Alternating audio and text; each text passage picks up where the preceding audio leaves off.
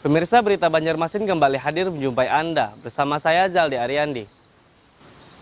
Sejumlah berita aktual dan beberapa informasi menarik lainnya telah kami siapkan untuk Anda. Berikut berita utama hari ini.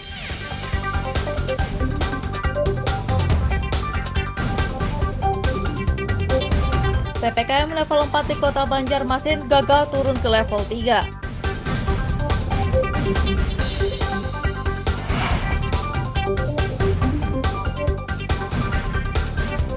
Ratusan santri di Kabupaten Tapin ikuti vaksinasi COVID-19 Merdeka.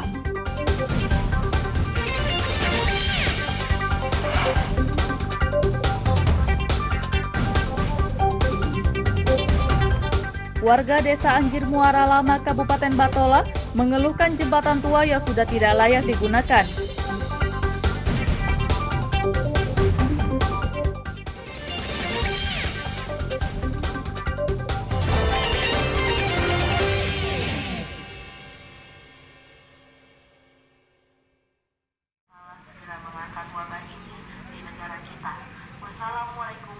Pemberlakuan pembatasan kegiatan masyarakat PPKM level 4 di Kota Banjarmasin gagal turun ke level 3.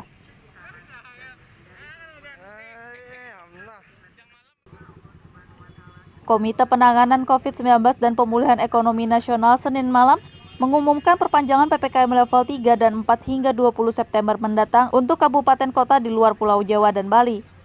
PPKM level 4 yang diharapkan turun ke level 3 oleh pemerintah Kota Banjarmasin tidak terwujud karena pemerintah pusat masih menetapkan kota berjuluk 1000 sungai berstatus level 4. Wali Kota Banjarmasin Ibnu Sina menyatakan, meski PPKM di Banjarmasin masih berstatus level 4, pihaknya akan melonggarkan aturan PPKM seperti level 3. Selama 2 kali sudah evaluasi yang dilakukan oleh Satgas COVID-19 dan laporannya selalu disampaikan ke kami bahwa dari 3 indikator itu kita kan memang sudah di level 3, 32. Jadi posisinya di level 3 sejak 30 Agustus lalu. Nah, kemudian masuk ke September, posisi kita pun tetap di level 3. Nah, yang mengejutkan kita tadi malam pengumuman terkait dengan yang disampaikan oleh Pak Menko bahwa Banjarmasin termasuk 23 kota di Indonesia yang masih berada di level 4. Kalau di Kalimantan Selatan ada Banjarmasin, Banjarbaru, dan Kota Baru. Nah, kami sendiri menyinggapinya di surat edaran yang lama itu kan sebetulnya memang di level 4, tetapi sudah dengan pelonggaran di sektor ekonomi. Jadi pelonggaran itu sebetulnya sudah masuk ke level 3. Ibnu Sina menambahkan pihaknya akan berkoordinasi dengan jajaran Forkopimda Banjarmasin mengenai penyekatan apakah masih diberlakukan atau tidak di masa perpanjangan PPKM level 4 ini. Dari Kota Banjarmasin, Muhammad Lutfi Darlan dan Fudail melaporkan.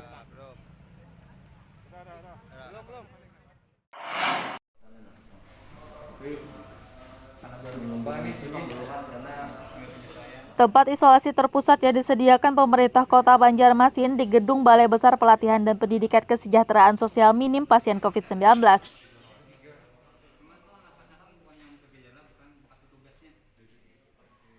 Meski telah beroperasi sejak beberapa hari lalu, tempat isolasi terpusat yang berada di kawasan Mula Warman, Banjarmasin Tengah itu hanya ditempati oleh 1 pasien COVID-19 saja.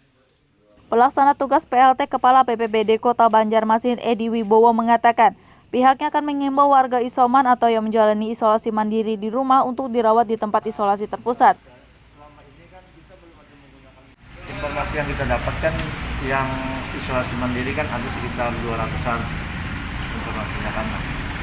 Nanti bisa dikontak ke Dinas Kesehatan. Dari informasi itu, dari data itu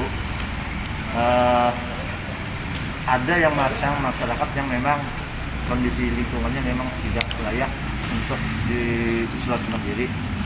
Ya mungkin karena rumahnya kecil sehingga kan akan mengganggu pada keluarga yang lainnya. Nah, orang-orang itulah yang akan dipindahkan ke balai sebagai untuk fungsi dari isoter tersebut. Nah, sampai saat ini data yang isoter itu terdeteksi hanya 2 pasien sementara ini lah. Tapi kami masih berkoordinasi dengan kesehatan. Nah, kalau itu mungkin bisa ada lebih, ya ini masih dilakukan koordinasi dengan dinas kesehatan, karena itu adalah tugas fungsi dinas kesehatan. Edi Wibowo menambahkan warga isoman yang ingin dirawat di tempat isolasi terpusat melapor ke pihak kelurahan di lingkungan masing-masing dan bisa juga langsung datang ke tempat isolasi terpusat.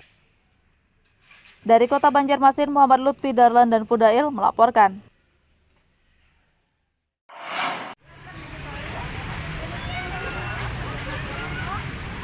Forum Koordinasi Pimpinan Daerah Forkopimda Provinsi Kalimantan Selatan menggelar vaksinasi COVID-19 massal di Gereja Katedral Keluarga Kudus Kota Banjarmasin pada Senin lalu. Vaksinasi COVID-19 massal di gereja digelar berdasarkan instruksi Presiden Joko Widodo guna mempercepat pemberian vaksin bagi masyarakat.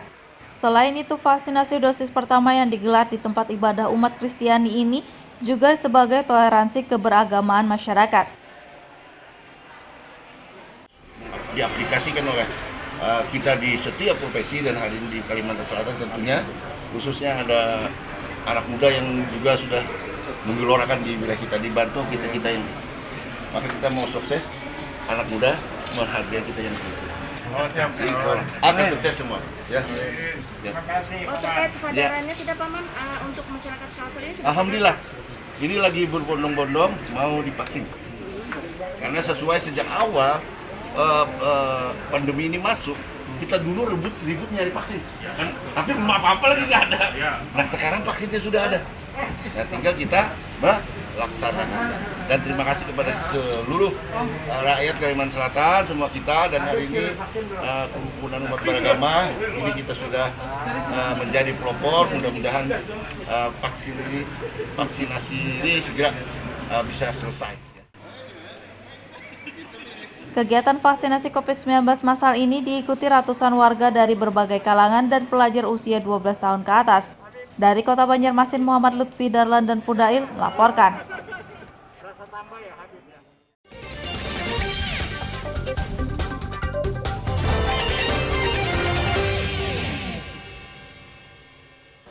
Pemirsa masih bersama kami dalam Berita Banjarmasin. Bagi Anda yang baru bergabung, berikut Berita Banjarmasin utama hari ini.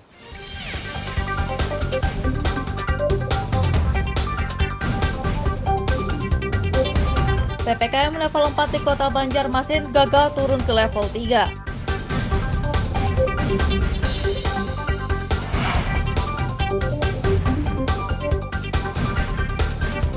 Ratusan santri di Kabupaten Tapin ikuti vaksinasi COVID-19 Merdeka.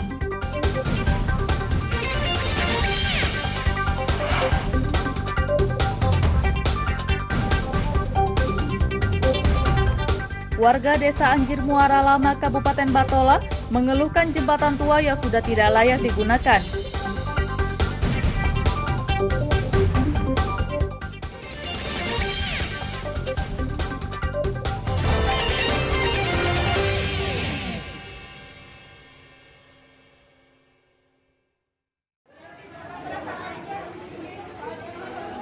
Ratusan santri di Kabupaten Tapin, Kalimantan Selatan ikuti kegiatan vaksinasi COVID-19 Merdeka yang diselenggarakan oleh kepolisian setempat pada Selasa siang.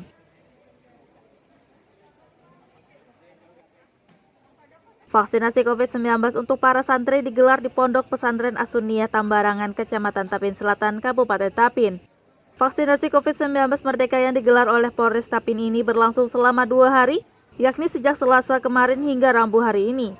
Di hari pertama penyelenggaraannya, vaksinasi Merdeka dosis pertama ini diikuti 800 santri, sedangkan hari berikutnya bakal diikuti 500 santri. Kapolres Tapin AKBP Subianto mengatakan, program vaksinasi COVID-19 Merdeka merupakan gagasan dari staf khusus Presiden bersama Polri. Menurutnya, vaksinasi Merdeka diselenggarakan serentak se-Indonesia dengan menyasar pondok pesantren dan rumah-rumah ibadah. Laksanakan vaksin Merdeka, di mana ini adalah dari program pemerintah, yaitu dari staf khusus kepresidenan dengan Polri, di mana dalam pelaksanaan ini adalah untuk mendukung herd immunity atau kesehatan masyarakat dalam pandemi ini. Kita meningkatkan dalam vaksin bagaimana kesehatan masyarakat sehingga kita percepatan vaksin. Salah satunya yaitu yang dialokasikan dari staf khusus kepresidenan itu di Pondok Pesantren Asmiyah. Semoga dalam program ini kita bisa memberikan kemanfaatan dan yang terbaik untuk masyarakat. Target Pak, ada berapa Pak? Target insya Allah yang kita laksanakan 1.300 yang akan dilaksanakan tanggal 6 dan tanggal 7, hari Senin dan Selasa.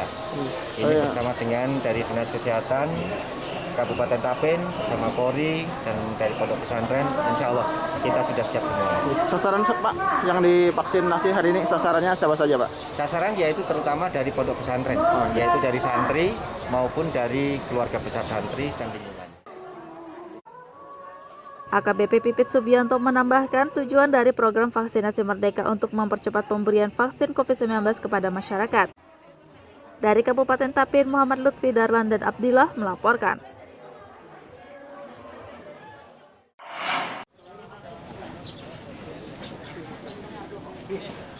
Selain di Kabupaten Tapin, vaksinasi COVID-19 Merdeka untuk santri pondok pesantren juga digelar di Kota Banjarmasin pada Selasa siang.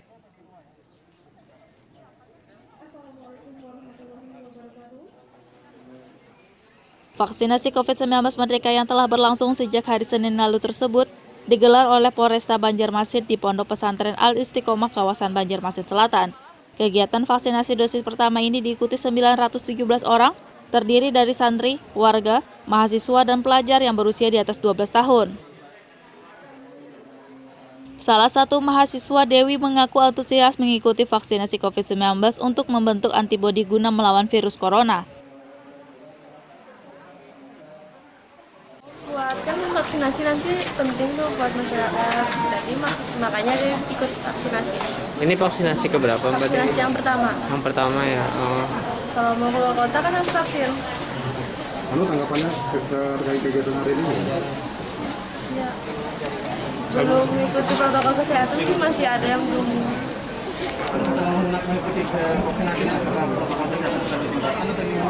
Nanti ditingkatkan lagi, kayaknya petugasnya harus meningkatkan lagi keamanannya. Oh gitu.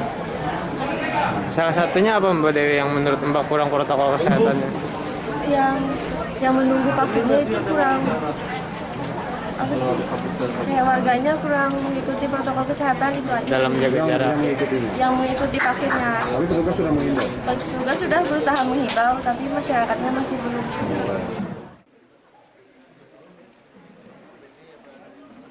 Di sisi lain, Kapolda Kalsel Irjen Pol Rikwanto mengatakan ada 1.000 dosis vaksin COVID-19 Sinovac yang disediakan dalam penyelenggaraan vaksinasi Merdeka ini. Saya pesan kepada masyarakat lewat media, vaksin segera, jangan tidak vaksin. Ya. Jangan percaya hoax di media sosial yang vaksin itu yang begini, ini tidak baik, itu hoax. Ya. Vaksin segera, dengan sudah divaksin, tubuh kita lebih kuat, dan kalaupun kita kena COVID, kita lebih kuat menghadapi COVID itu dibanding yang tidak vaksin. Ini pesan saya.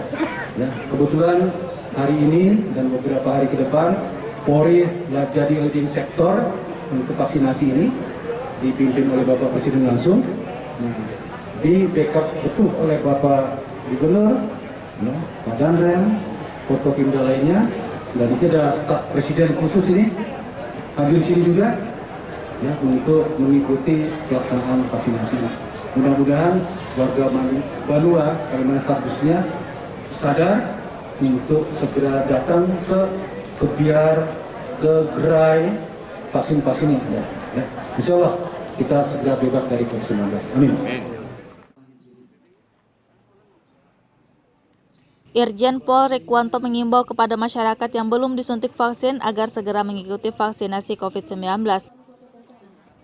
Ia juga berharap masyarakat tidak mudah percaya terhadap berita bohong atau hoax mengenai hal buruk yang berkaitan dengan vaksin COVID-19.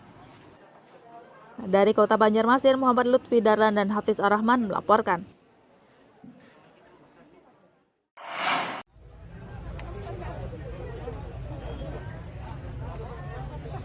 Selain di Kabupaten Tapin dan Kota Banjarmasin, vaksinasi COVID-19 Merdeka untuk santri pondok pesantren juga digelar di Kabupaten Banjar sejak hari Senin lalu hingga Selasa kemarin.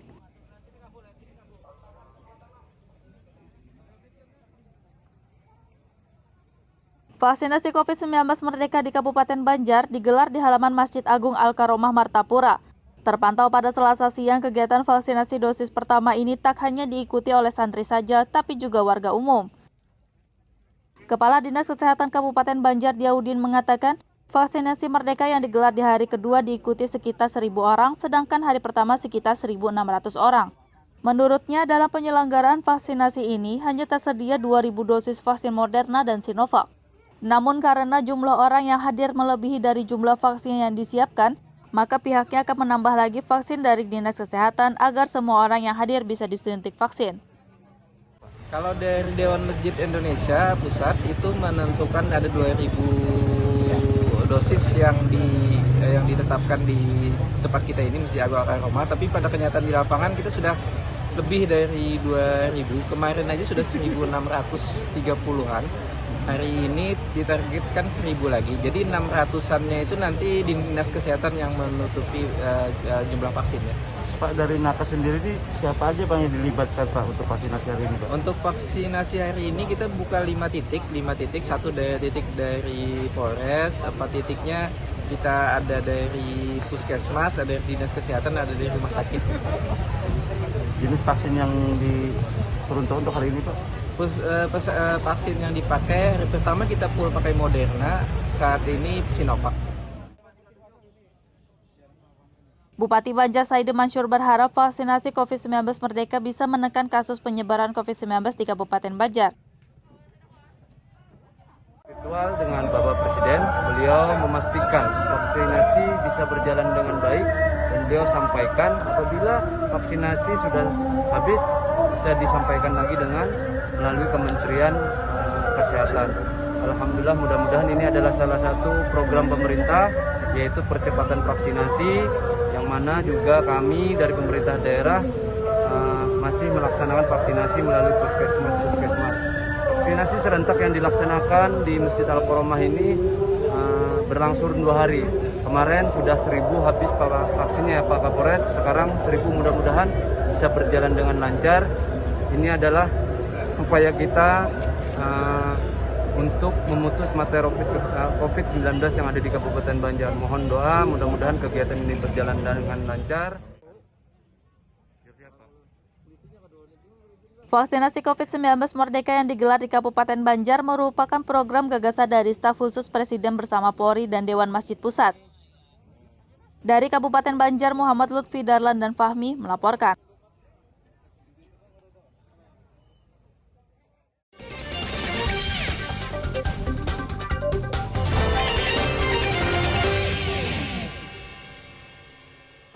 Pemirsa, masih bersama kami dalam Berita Banjarmasin. Bagi Anda yang baru bergabung, berikut Berita Banjarmasin utama hari ini.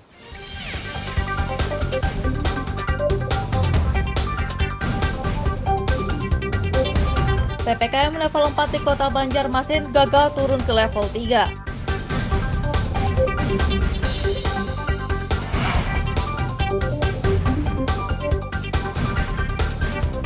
Ratusan santri di Kabupaten Tapin ikuti vaksinasi COVID-19 Merdeka.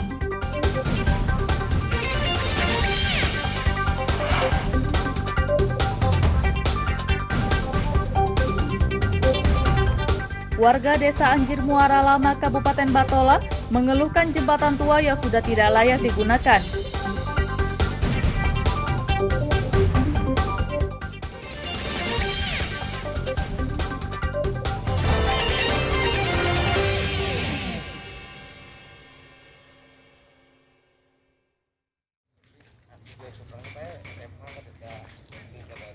Warga di Desa Anjir Muara Lama, Kabupaten Batola, mengeluhkan kondisi jembatan tua yang sudah tidak layak untuk digunakan.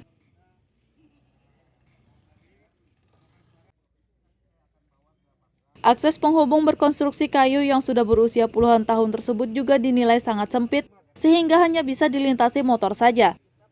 Akses utama bagi warga ini mendapat sorotan dari anggota DPRD Provinsi Kalimantan Selatan, Rosehan NB. Bersama Kepala Desa Anjir Muara Lama, Rosehan meninjau langsung jembatan tersebut pada Selasa siang kemarin. Jembatan itu akses satu-satunya untuk menuju ke tempat pendidikan. Karena di desa seberang itu ada 2 desa yang tidak memiliki sekolah SMA, itu Sanawiyah, Aliyah.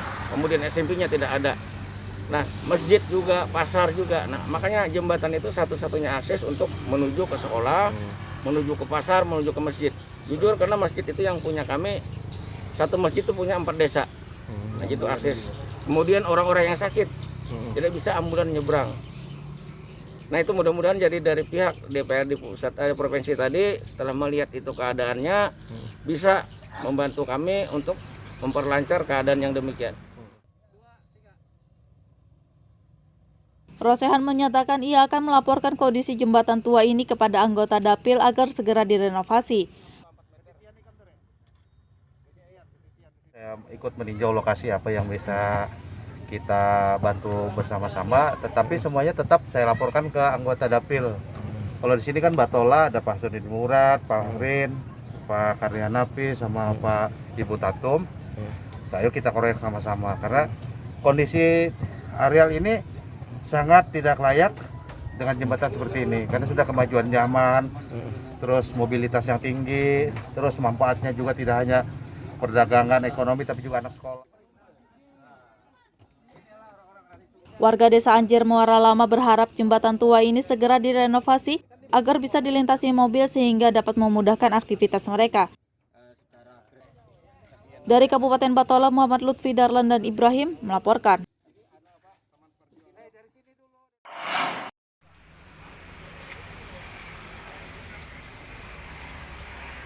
Proyek normalisasi sungai di kawasan Ahmad Yani dan Veteran Banjarmasin yang sempat tertunda pada bulan Mei lalu bakal dilanjutkan dalam waktu dekat. Proyek normalisasi berupa pengerukan dan pembongkaran bangunan yang menghambat aliran sungai Ahmad Yani dan Veteran Banjarmasin rencananya akan dilanjutkan pada pertengahan September mendatang. Menurut Wali Kota Banjarmasin Ibnu Sina, proyek penanganan pasca banjir itu tak lagi dikerjakan oleh tim Satgas Normalisasi Sungai, melainkan pihak ketiga pemenang lelang. Iya, memang kan proses lelang itu kan 45 hari, masa sanggah setengah bulan, kan praktis 2 bulan. Jadi dari kemarin kita Satgas berakhir masa tugasnya, ada yang proses sudah 3 bulan. Bisa melaksanakan lagi kegiatan. Karena Satgas kan sudah dibubarkan, tanggap darurat kan sudah selesai. Nah, untuk penanganannya masuk ke dinas SKPD, Sungai Veteran, Kanal Veteran, Ayani, semuanya yang lain. Kan jadi kegiatan jadinya, dari kegiatan kan lelang. Langsung digawi aja. Berarti ini dianggap kan kegiatan di dinas PU yang tidak ada satgas lagi. Bukan, tidak ada satgas itu sudah di masa tanggap darurat aja. Kalau prioritas ada kan Ayani Veteran saat ini prioritas. Ini Veteran Sungai Kuring yang di prioritas. Pada proyek lanjutan normalisasi Sungai Veteran dan Ahmad Yani, pemerintah Kota Banjarmasin menganggarkan 3,6 miliar rupiah untuk pengerukan dan pembongkaran bangunan yang menghambat aliran di 2 sungai tersebut. Dari Kota Banjarmasin, Muhammad Lutfi Darlan dan Fudail melaporkan.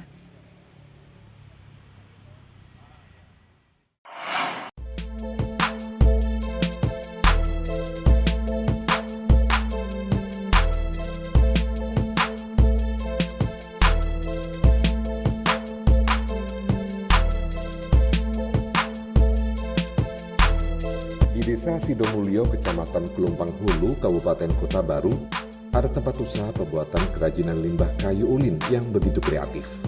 Selain mengambil unsur karya seni, kerajinan berbahan limbah kayu khas Kalimantan yang biasa disebut kayu besi ini juga bernilai ekonomi cukup tinggi.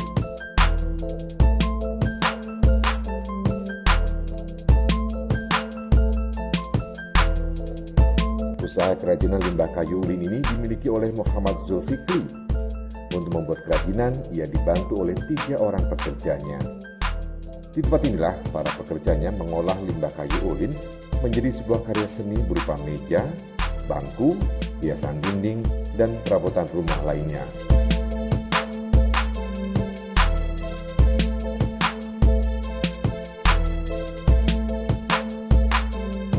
Meski hanya dibuat dari limbah dan berbentuk tidak beraturan, hasil kerajinan yang dibuatnya cukup unik dan menarik serta bernilai ekonomi cukup tinggi.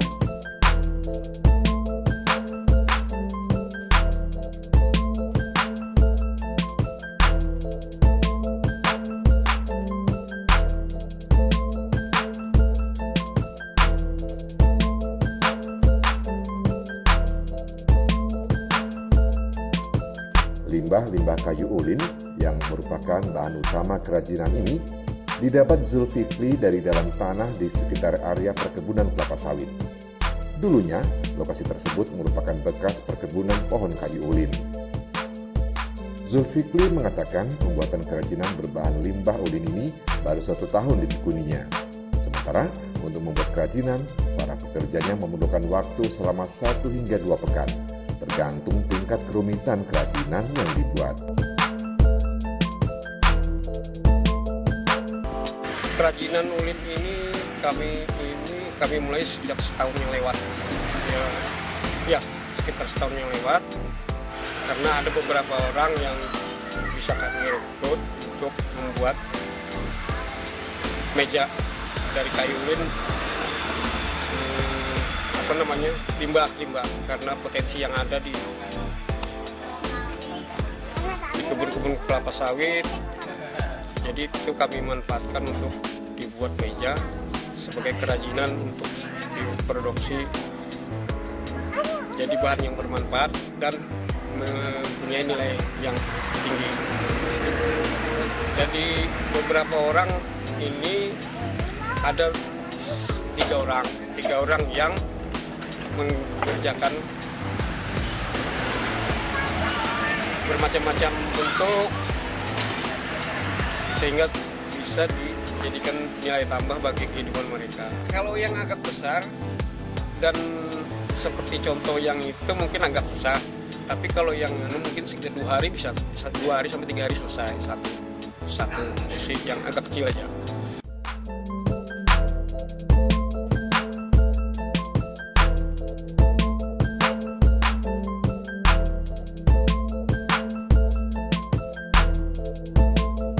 Meski kerajinan ini hanya terbuat dari limbah kayu ulin, harganya cukup tinggi, yakni berkisar antara 2 juta rupiah hingga puluhan juta rupiah.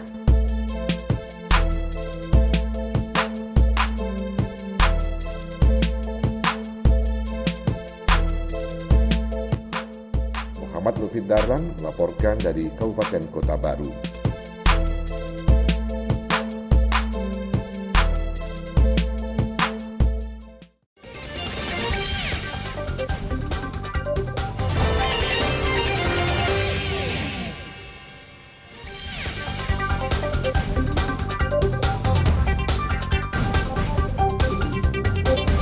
PPKM level 4 di Kota Banjarmasin gagal turun ke level 3.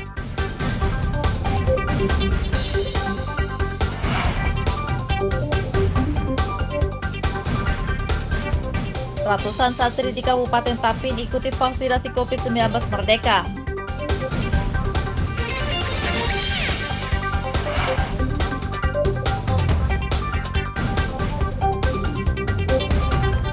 Warga Desa Anjir Muara Lama, Kabupaten Batola, mengeluhkan jembatan tua yang sudah tidak layak digunakan.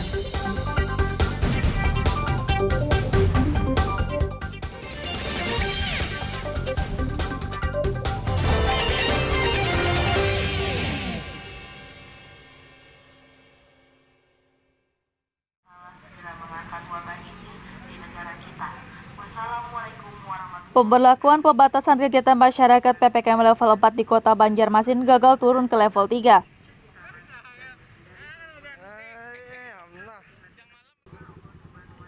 Komite Penanganan COVID-19 dan Pemulihan Ekonomi Nasional Senin malam mengumumkan perpanjangan PPKM level 3 dan 4 hingga 20 September mendatang untuk kabupaten kota di luar Pulau Jawa dan Bali.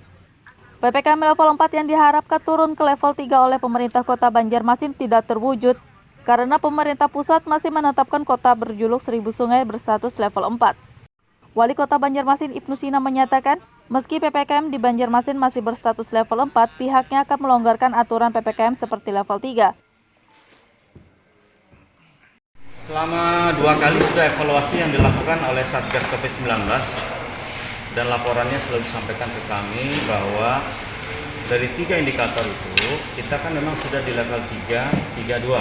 Jadi posisinya di level 3 sejak 30 Agustus lalu.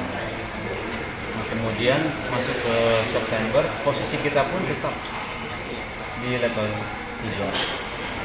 Nah, yang mengejutkan kita tadi malam pengumuman terkait dengan yang disampaikan oleh Pak Menko bahwa Banjarmasin termasuk 23 kota di Indonesia yang masih berada di level 4. Kalau di Kalimantan Selatan ada Banjarmasin, Banjarbaru, dan Kota Baru.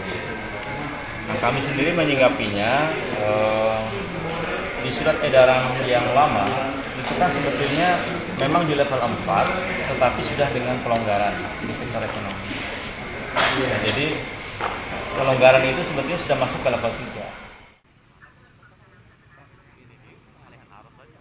Ibnu Sina menambahkan pihaknya akan berkoordinasi dengan jajaran Forkopimda Banjarmasin mengenai penyekatan apakah masih diberlakukan atau tidak di masa perpanjangan PPKM level 4 ini. Dari Kota Banjarmasin, Muhammad Lutfi Darlan dan Fudail melaporkan.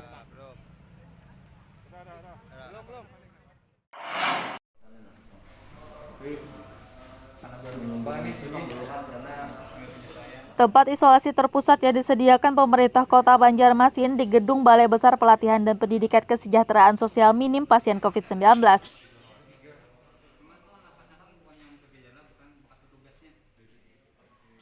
Meski telah beroperasi sejak beberapa hari lalu, tempat isolasi terpusat yang berada di kawasan Mula Warman, Banjarmasin Tengah itu hanya ditempati oleh 1 pasien COVID-19 saja. Pelaksana tugas PLT Kepala BPBD Kota Banjarmasin Edi Wibowo mengatakan, pihaknya akan mengimbau warga isoman atau yang menjalani isolasi mandiri di rumah untuk dirawat di tempat isolasi terpusat. Informasi yang kita dapatkan yang isolasi mandiri kan ada sekitar 200-an informasinya kan. Nanti bisa dikontak ke Dinas Kesehatan. Dari informasi itu, dari data itu ada yang masyarakat yang memang kondisi lingkungannya memang tidak layak untuk diisolasi mandiri. Ya mungkin karena rumahnya kecil sehingga kan akan mengganggu pada keluarga yang lainnya. Nah, orang-orang itulah yang akan dipindahkan ke balai sebagai untuk fungsi dari isolter tersebut. Nah, sampai saat ini data yang isolter itu terdeteksi hanya 2 pasien sementara ini lah. Tapi kami masih berkoordinasi dengan kesehatan.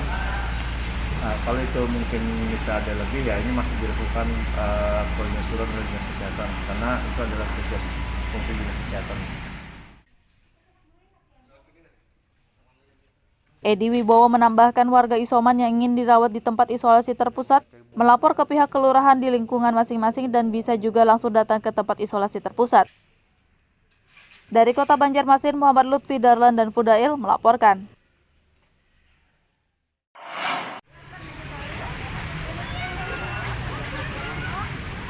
Forum Koordinasi Pimpinan Daerah Forkopimda Provinsi Kalimantan Selatan menggelar vaksinasi COVID-19 massal di Gereja Katedral Keluarga Kudus Kota Banjarmasin pada Senin lalu. Vaksinasi COVID-19 massal di gereja digelar berdasarkan instruksi Presiden Joko Widodo guna mempercepat pemberian vaksin bagi masyarakat. Selain itu, vaksinasi dosis pertama yang digelar di tempat ibadah umat Kristiani ini juga sebagai toleransi keberagamaan masyarakat.